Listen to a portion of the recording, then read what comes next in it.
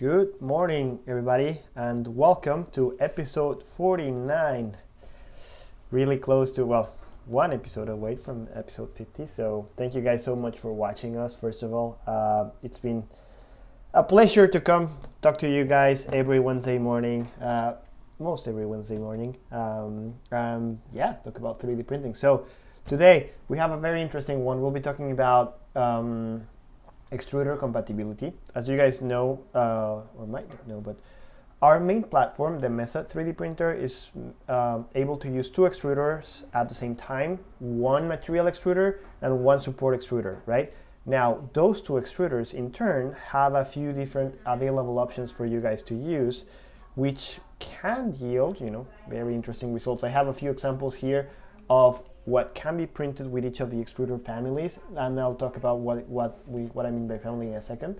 But everything ranging from kind of like more straightforward PLA files, of course, JWST, it's in everybody's mind now. So PLA files, TUF files, ABS, metal, carbon fiber, even some flexible parts, like this one phone case that I'll be talking about in a second. And they all depend and change depending on the extruder combination that you use, right? So that's what we're going to be talking about today. And then, as always, Alejandra's on the back end capturing all of the questions that you guys might have. If you have questions and are watching this live, you can post them in our chat section to the right of the screen. If you're watching the recording of this, then you can always either send us an email or also write it on the comment section down below.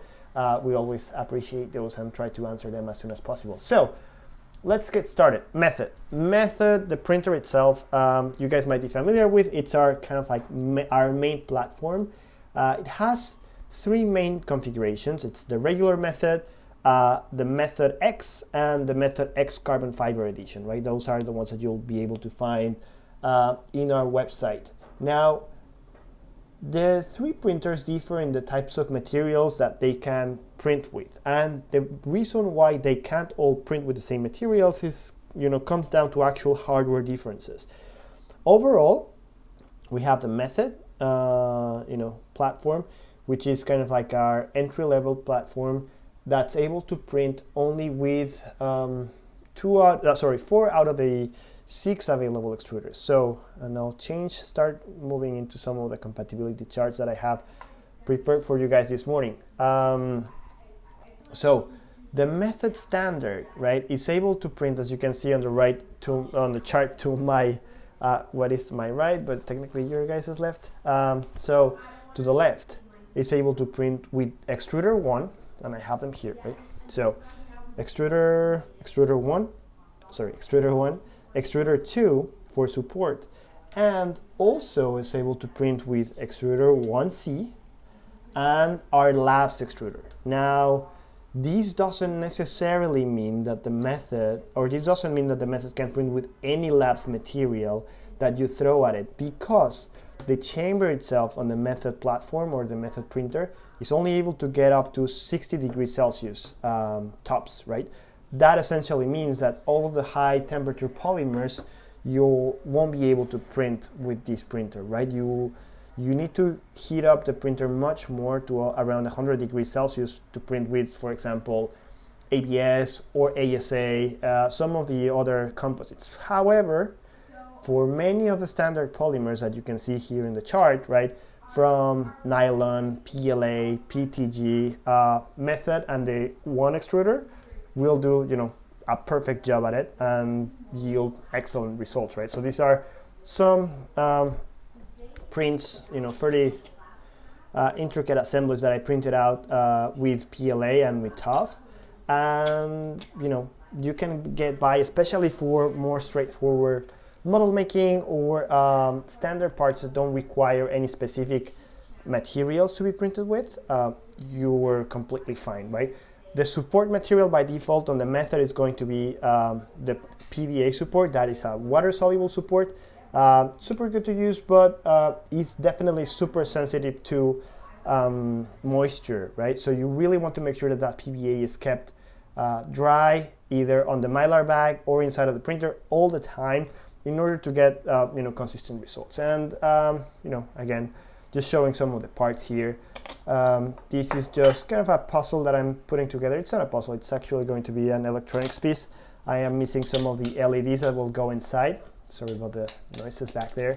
But as you can see, the parts can be fairly intricate. The tolerances are very strict, and as usual with the Method platform, it's going to yield very, very accurate results. The only disclaimer there is that the number of materials that you have available, right?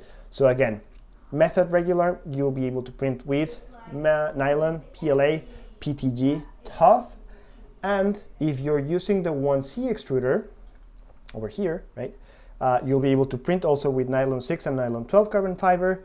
You will also be able to print, this extruder is also able to print with PLA, PETG, and tough if you wanted to do so. Personally, I like to keep the extruders dedicated to a specific material, because mixing and matching the materials is not always the best of ideas, right? It can affect the performance of the extruder. So I would say either, whenever you're using the 1C or the Labs extruder, stick to a one material per extruder, or as close a material as possible, right? If I'm talking about, if you're printing nylon 6 carbon fiber or nylon 12 carbon fiber, you wouldn't have any issues. But if you jump back and forth between PLA, let me move to the right here, to the left, sorry. If you're switching between PLA and carbon fiber, you might find that the debris left behind, after printing carbon fiber, and the different printing temperatures can affect the extruder, the material flow rate, and ultimately generate, issues with extruder, or clog your extruder because of that differences in temperature. So you'll either want to make sure to clean the extruder thoroughly, that is purging the material for some time before starting a new print if you're switching between materials, or what I would generally recommend, stick to one material per extruder or one family of materials per extruder, right? Specifically or especially when talking about the 1C and the Labs extruder. So to recap, 1C also available for the Method. That means you can print carbon fiber in the Method, which is awesome. And finally, the last extruder, so the fourth extruder, let me change views here for a second. The fourth extruder that you can actually use with the regular Method is going to be the Labs extruder. As you might know, our Labs extruders, it's an our open platform extruder, which means you're able to print any third-party material with it, as long as it's 1.75 millimeters in diameter, and it's a spool-based, of course, filament. You'll be able to print with it. This also means that you're able to print metals, right, with the Method. So even the standard Method will be able to print metals, which is, I think, amazing. We've talked about it at length here before. But yeah, even our standard printer will be able to print in metal, and this is solid metal. So let me bring my official clanking device, which is essentially another metal piece. But here it is out, right? So you can see, like, this metal is completely solid, and it was printed just using the Labs extruder, which you can use on the regular Method, right? So recapping real quick, extruder. Let me move this to the right a little bit so that you guys can see it better. Here we go. So available extruders for the regular Method: extruder 1, extruder 2 for support, extruder 1C if you wanted to use carbon fiber, and the Labs extruder. With the Labs extruder, third-party materials, but you're still going to be limited by the 60-degree chamber, right? That means even with the Labs extruder on a regular Method, you won't be able to print ABS or some of the high-temperature materials, right? Moving swiftly on to our next contestant, which is the Method X printer, right? And this is where things start to get really interesting, because essentially, oh, sorry, didn't change the chart.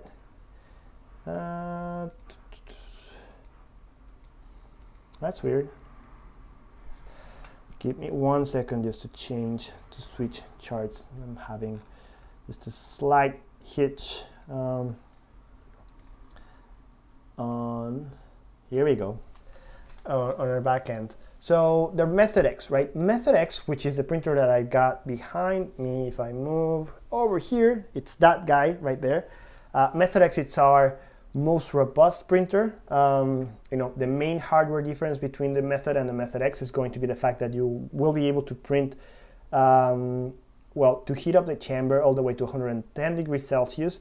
That allows you to print with many of the more advanced, let's call them advanced, but essentially high temperature materials such as ABS, ASA, some of the nylons, depending on what the combination or the composite that they're using, might need a higher temperature to print properly. But essentially, the Method X is able to print with any one of our extruders and any one of the materials that we have available on the site, right? So by default, and this is also one thing to keep in mind, if I switch over here, we have six extruders, as I've said before. The default setting with the Method X is going to be extruder 1XA. Well, let me bring it down, that might be easier to recognize. So extruder 1XA and extruder 2XA. Those two extruders will be included on your Method purchase, your Method X purchase, right? And those two extruders allow you to print, from the get-go with, as I said, the high temperature polymers with the 1XA. So think about ABS, ASA, and so on and so forth. And with the 2XA, two different support materials. One is going to be our SR30 support material that's dedicated, well, not dedicated, but mostly used with ABS. Really useful. It's soluble, but it's not water soluble. You need an additional agent in the water in order to be able to dissolve SR30 properly, right? And the second material, support material that you're able to use with the 2XA extruder is going to be rapid rinse material. Rapid rinse is water soluble, right? We introduced that material last year. I have a sample of it. Switching over here, right? So these two prints, right? Rapid rinse, it's support material dedicated for ABS, and it's impressively fast. Not only is it fast, but it's also able to print with one of the more challenging 3D printing material, which is ABS. I've been printing for about 10 years now, and ABS, it's always a challenge to print, especially when you're trying to print with supports. So these two prints are the same print, right? This is with the rapid rinse in place. This is with the rapid rinse dissolved. And the beauty of rapid rinse, I think it's twofold. Well, first of all, that it can print and support ABS, but also that dissolving it is just as straightforward as it would, or as the experience that you might have with PBA, if not more or easier than PBA. Why? Because it doesn't really gunk up, and we've done a few videos here in the channel just to explain how easy it is to dissolve rapid rinse. But it's super sensitive to moisture. You just dunk it in water, it goes away. A part like this will probably take around 2 to 3 hours to dissolve, and it doesn't require any additional agitation. It doesn't require the water to be heated up. Using warm water will definitely help a little bit with diminishing the time that it takes for you to dissolve the part. But all in all, it's essentially just that water and get your dissolved part. So going back to the beginning, standard extruders for the Method X, 1XA, 2XA, as the chart shows here to my right, which is your guys' left. You're able to print with, from the box or out of the box with ABS, ABSR, polycarbonate, and the two support materials that are, dedicated for those more higher temperature materials, which are rapid rinse and SR30, right? Depending on what your application is, amazing materials to use. But all in all, going back here to my overview, you can buy any one of the extruders and mix and match it with your Method X 3D printer, right? So say you wanted to print with PVA, you can get the extruder number 2 and just print with PVA. So Method X is able to print with any one of the materials in our range and any one of the materials that's available through our labs platform, right? And what I mean by that is that I did say before that you can throw any material that you want to the labs extruder. That's completely fine. But we also have a few materials that, this essentially this list over here to my left, that has been validated and vetted by our engineers. We do have the print profiles available if you wanted to use those. So essentially, we have tested them out. We know that they work. We know what are the best settings to use. And you can just go to our site, download those settings, and print really straightforward with them. All of which are available on the MethodX, right? So MethodX, your everything printer. And now moving swiftly on to the, I think I'm going to have another quick issue here with the chart, but moving swiftly on to the MethodX carbon fiber, here we go. So MethodX carbon fiber, at a glance, it's really similar to MethodX, right? The difference is that it actually comes preloaded with the extruder 1XA. Let me switch over to my desktop view. So MethodX carbon fiber will be preloaded with extruder 1XA, extruder 2XA, and extruder 1C. Let's align those out, right? So you're getting a third extruder for the price, for a marginal price increase on the printer. And that third extruder is a 1C extruder. It's one of our most powerful extruders. Why? Because A, it shares many similarities with the Labs extruder, starting or beginning with the fact that you can actually replace the nozzle if you wanted to do so. As you can see, if I take these two extruders side by side, the extruder 1XA, it's not meant to be replaceable or serviceable. The new version of it, we just launched this week, the 1.5, will be able to be serviceable in a much more straightforward manner. But overall, the 1C extruder is completely open, right? You can easily access the nozzle, swap out the nozzle, replace it if you had, any sort of issues with the extruder, with the material gunking up, and essentially service the extruder in a very straightforward way. So the 1C extruder is able to print most all of our materials in a single extruder. And if I'm correct, actually no, I'm making a mistake. The actual setup is extruder number 2, extruder 1C, and extruder 2XA for the MethodX carbon fiber. Let me bring in my chart here. Yeah, my cheat sheet. So extruder 2 means you're able to print with PVA. Extruder 1C, you're able to print with most every material out there, from PLA to tough carbon fiber. That's the whole deal about being, the MethodX carbon fiber edition. So you're able to print with carbon fiber out of the box. And extruder 2XA, which allows you to print, as I said, with the rest of the two additional support materials. Those are Rapid Rinse and SR30. So you're getting a third extruder. It's preloaded to print with carbon fiber. And yeah, on top of that, and in a similar way then, let me switch back here. In a similar way to the regular method, well, not regular method, to the MethodX printer, you can print with or use any one extruder that you might want with that printer, right? 1, 2, 1C, 1XA, 2XA, and the Labs extruder. Doesn't really matter. You can change them and use any one that you would like.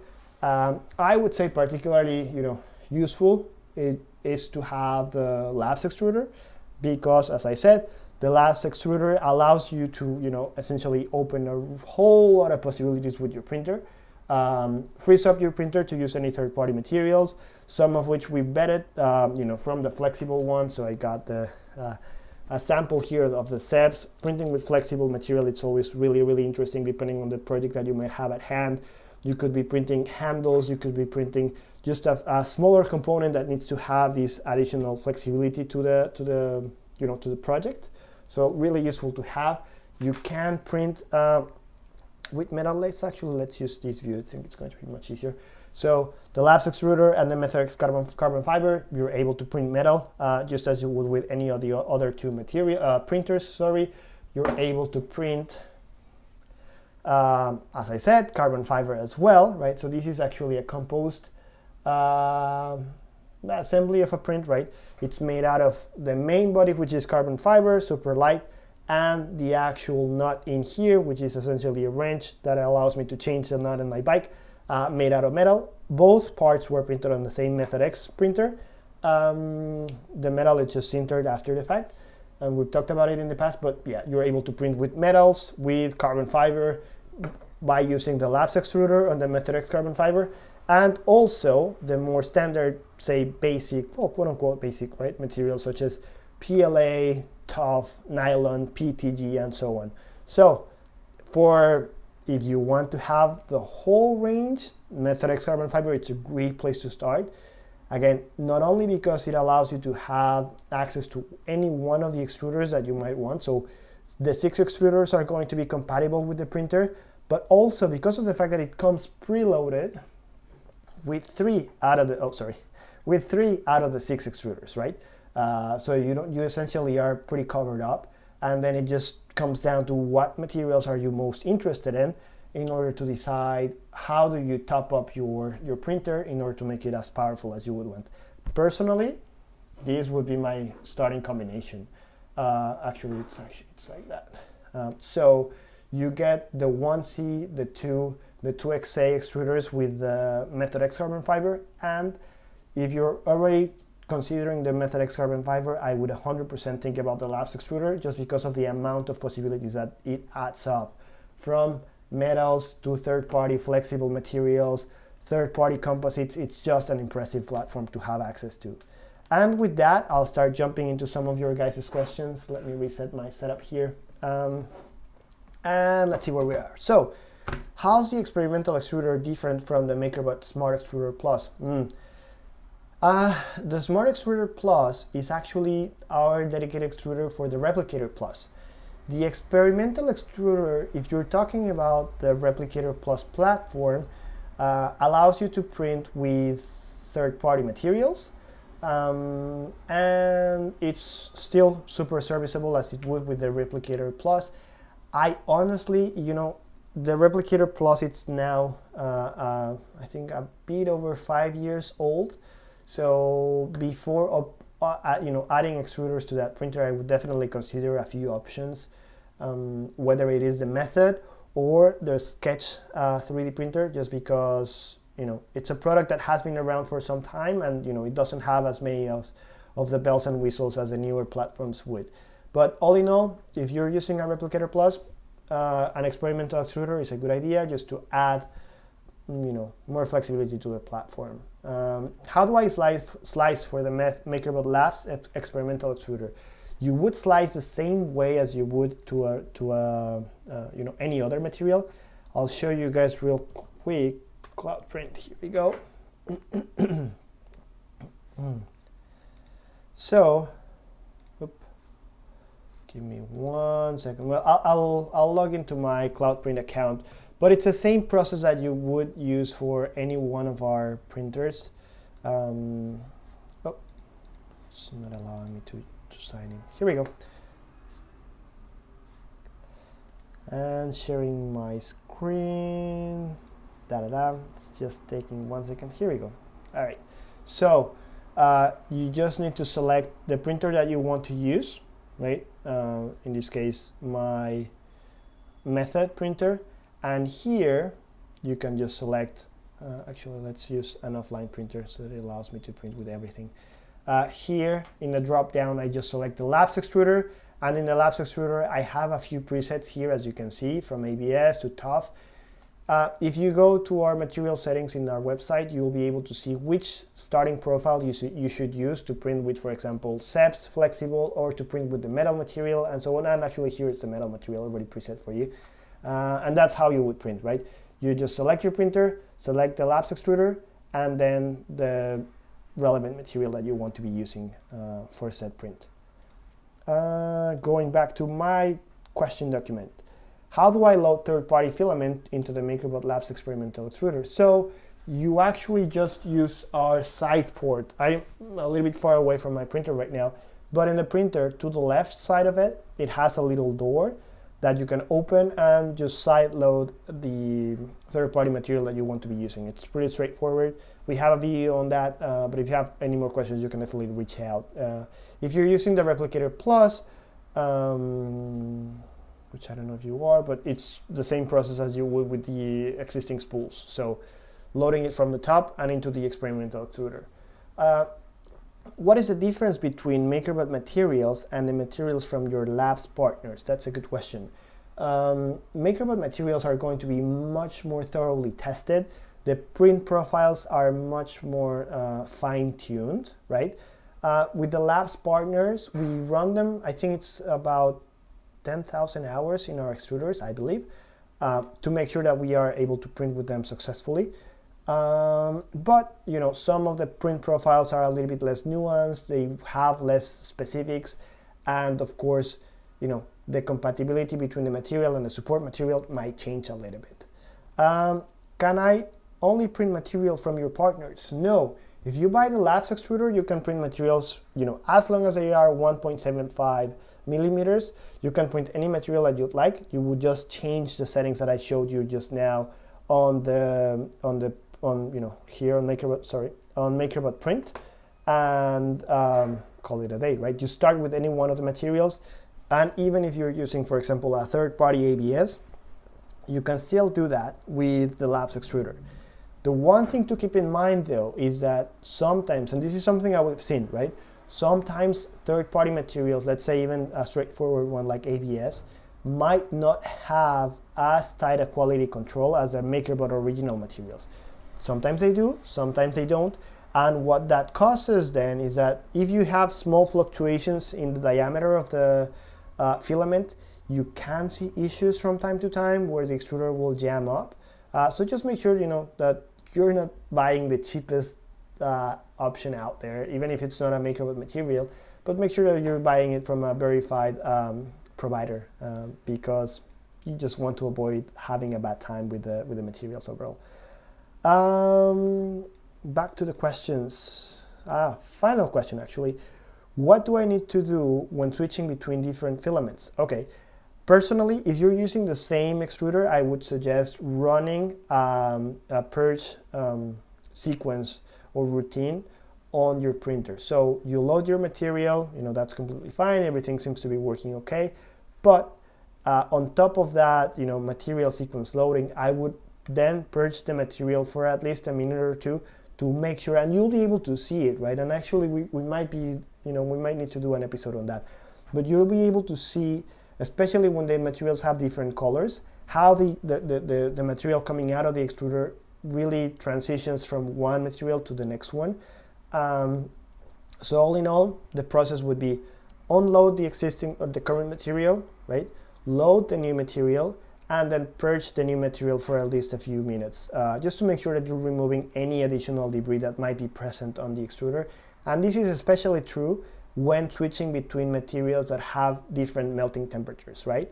So if you're going from an ABS, let's say that you're using the 1C extruder, right? And you're going from an ABS to a carbon fiber, ABS is going to have a much higher melting temperature. If you're switching over to carbon fiber, that first run of carbon fiber might not be hot enough to remove all of the leftover debris from the ABS. Which is why, again, I would recommend running the new material for some time, a minute or two, just to make sure that you're removing as much debris as possible. Best practice, keep similar temperature materials in a single extruder, right? Try not to jump back and forth between materials that have different or relatively high differences in melting temperatures, because that on the long run will cause issues and ultimately diminish the life of your extruder. So with that, thank you guys so much for joining us today. As always, you can reach out at hello@MakerBot, Felipe@MakerBot, our social media @MakerBot, both in Instagram and Twitter. And thank you guys so much for watching. Episode 50 coming up next week. So excited for that. And have a good one. Happy printing. Talk later. Bye.